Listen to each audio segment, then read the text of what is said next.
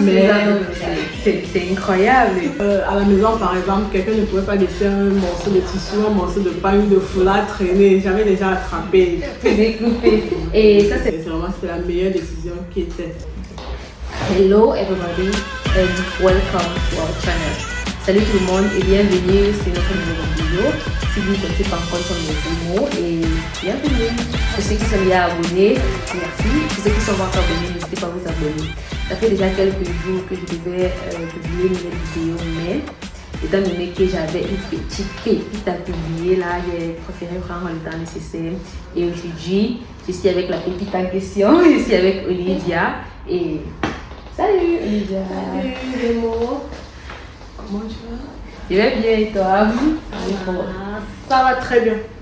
Ok, Olivia est en Allemagne aussi et elle vit à Neuenau. Neuenau, c'est une ville qui n'est pas dans les NRV. Elle a fait un long voyage pour venir passer les fêtes avec nous. Et j'ai quelques questions à lui poser. Nous puissions un peu apprendre d'elle. C'est quelqu'un de...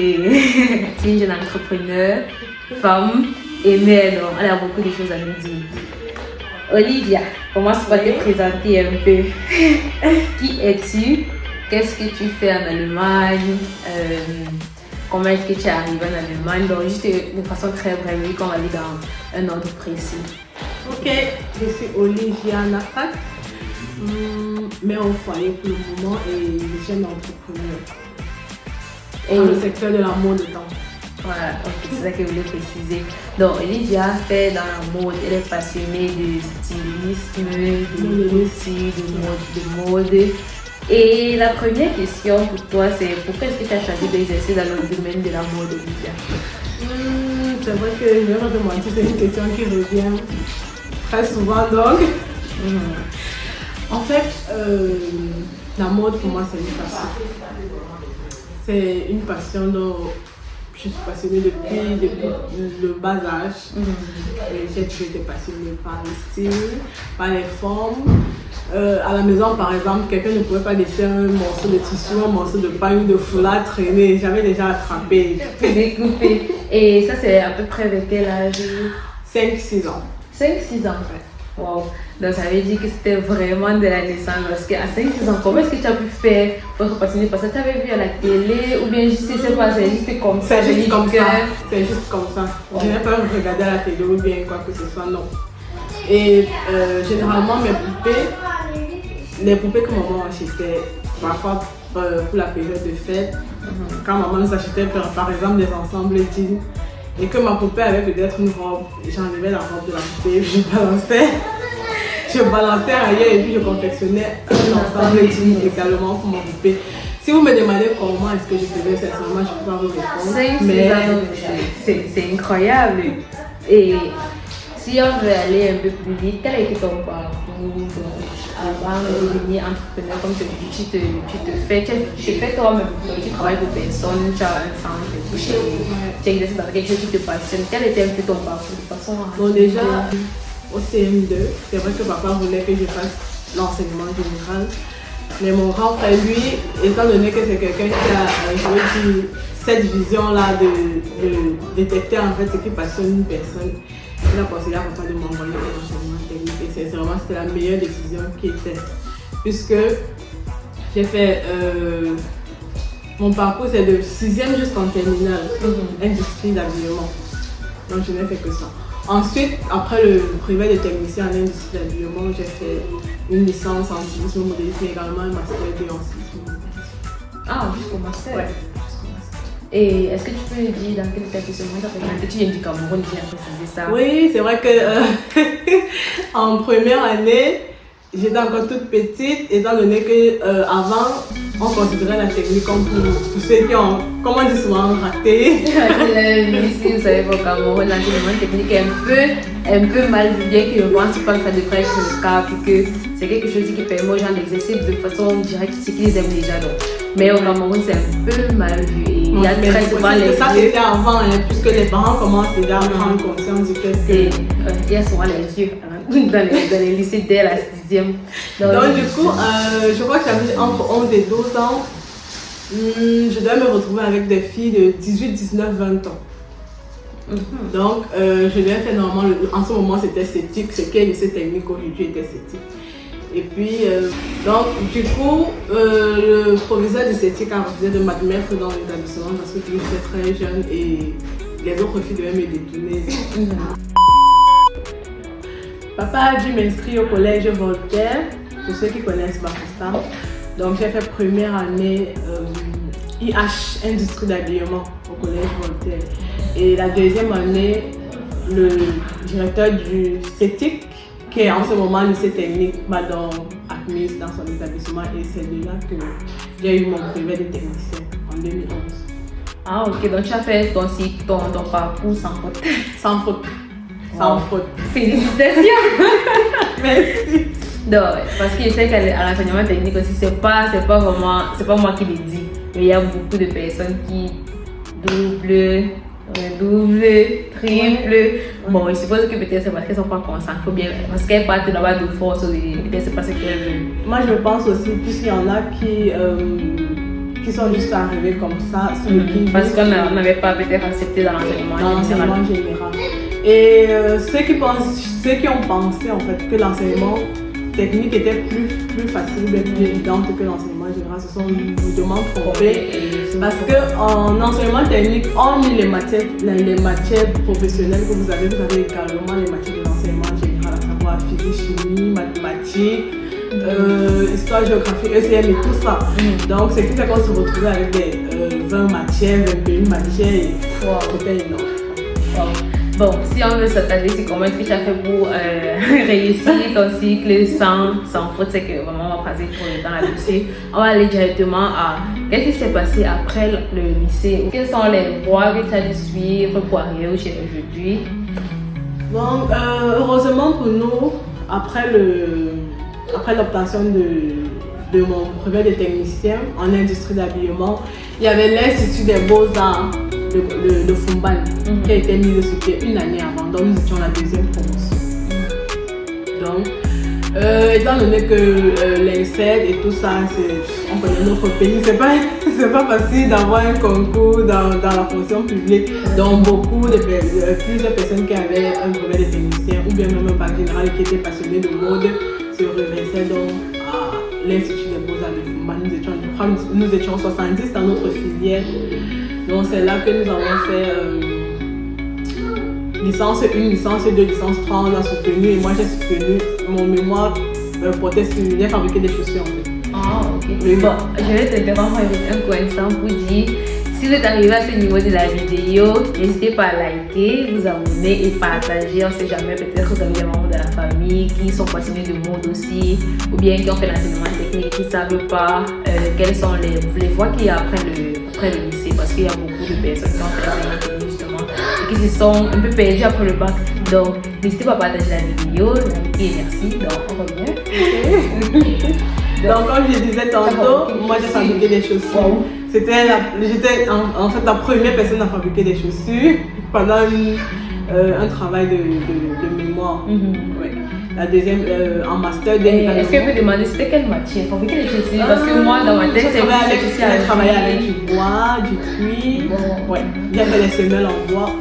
C'est vrai qu'en licence c'était pas évident, c'était un peu grossier, un peu archaïque, mais bon, c'est passé. En master 2, en master 1, bon c'est vrai qu'en master 1 on ne travaille pas de mémoire. En master 2 également, j'ai travaillé sur des sandales, sans vous mentir, c'était super. Puisque avec l'expérience que j'ai eue en licence, j'ai peaufiné le travail et c'était vraiment magnifique. Donc j'ai eu ma licence, mon master 2 autant pour moi avec une mention excellente. Waouh, félicitations! Donc moi je me disais juste que tu faisais uniquement les robes et les habits. Donc comme on entend styliste, je pense uniquement aux habits. J'oublie l'aspect des chaussures et des bijoux même. L'aspect des accessoires. Waouh, c'est super. Donc tu es une professionnelle en tout. C'est comme avec Dieu. Ah oui. Donc nous allons passer à la prochaine question. Quelles sont les difficultés que tu as rencontrées depuis ton déménagement en Allemagne? Bon, je tiens à mentionner de façon très rapide, avant d'arriver là avant d'arriver en Allemagne, elle avait déjà eu à arriver du Groenland. Malgré qu'il était en Allemagne. Donc, elle avait eu à monter déjà un peu sa structure et elle a dû venir en Allemagne pour des raisons un peu freinées ou bien. Donc, quelles sont les difficultés? Les premières difficultés que j'ai rencontrées lorsque je suis arrivée en Allemagne, c'est la solitude. Parce que j'étais une personne de très dynamique. Très dynamique, voilà. Très dynamique, très ouverte. J'allais à la rencontre des clients. Je satisfaisais des personnes. Et il n'y a rien de plus beau que lorsque une personne te confie son document et que le résultat est la personne dont le sourire que la personne affiche lorsqu'il voit le résultat. Donc, c'est vraiment pour moi une satisfaction, un meilleur moment. Quand je suis arrivée, donc, il y a d'abord la solitude qui m'a. Sincèrement, les 2 premiers mois, j'étais prête à retourner. Parce que beaucoup de gens se disaient que quand tu arrives en bain, c'est terminé, tu as au paradis, tu as réussi ta vie. Mais on se rend pas compte, c'est tellement faux, surtout pour quelqu'un qui aime le pays et qui a déjà eu à vivre autant de temps au pays. Donc, tu as ton mode de vie, tu as ton fonctionnement et tout. Quand tu arrives, ça c'est trop différent. Donc, avant que tu t'adaptes et que tu ne te refasses une autre routine, c'est vraiment. Donc, par rapport à ton sentiment personnel, tu étais très seule parce que. Ouais. Tu es arrivé, tu avais visité ton mari. J'avais visité mon mari. Et lui, il travaillait, il revenait en soirée. Donc, je passais carrément la plupart de mon temps. Et en plus, c'était en hiver. Donc, tu ne pouvais pas sortir. Je ne pouvais pas sortir. Ta couture, même le roi, tu avais arrêté. J'avais arrêté complètement. Parce que je n'avais pas encore de matériel, je n'avais pas encore de machine et tout. Donc, et même s'il faut coudre, il te faut une clientèle déjà. Parce que au pays, j'avais déjà un carnet d'adresse assez conséquent. Mais ici, il te faut une clientèle et tout ce que je n'avais pas encore. Donc, c'est quand je recommence les cours de langue, puisque j'ai fait à 1 au pays, c'est quand je recommence les cours de langue au B1 que je me fais quelques contacts et c'est comme ça que je commence à réexercer.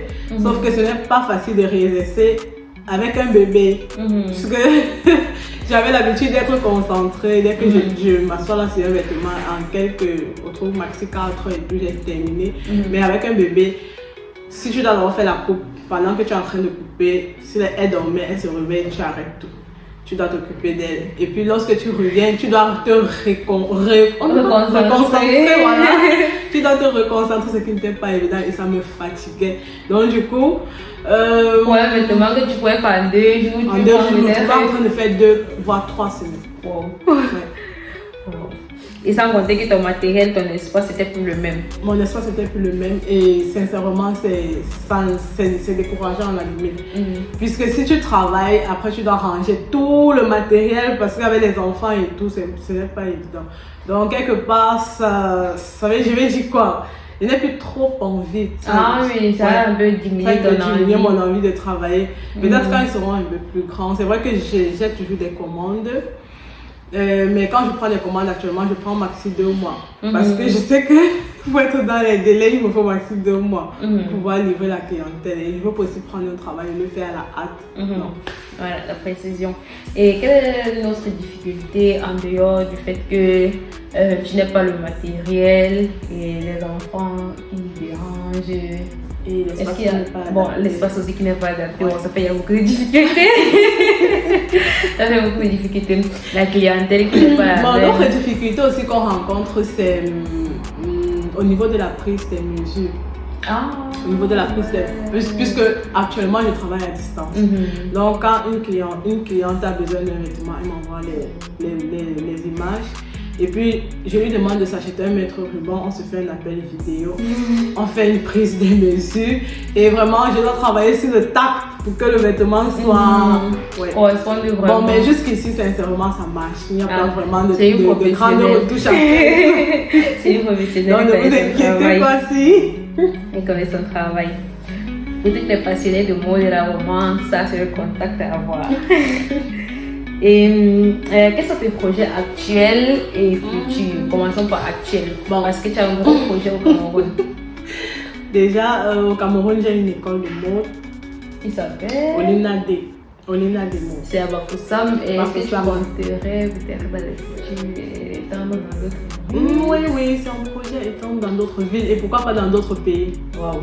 Donc, actuellement, c'est ton projet, tu as une école et le projet sur lequel je suis en train de travailler, c'est une unité de production.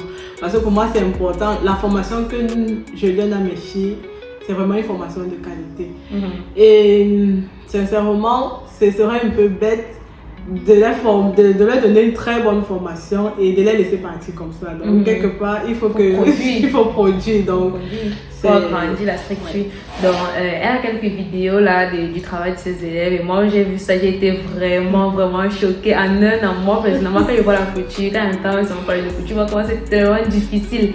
Mais j'ai vu le travail de ses élèves après un an, j'étais vraiment époustouflée. Donc, si elle m'envoie les vidéos, je vais mettre ça quelque part là et vous allez voir vous-même comment c'est magnifique. Très beau.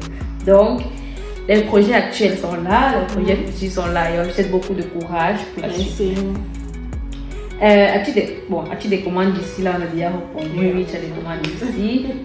Et on va pas s'étendre trop longtemps, mais merci d'avoir regardé cette vidéo. On vous souhaite une bonne soirée et des agréables fêtes. Nos propos s'apprennent la fête était très belle de notre côté. J'espère que c'était aussi pareil chez vous. Donc, si vous avez d'autres questions, et moi aussi je pense que j'ai beaucoup d'autres questions, on va faire une autre vidéo avec Olivia. Et je vous dis bye bye et à la prochaine.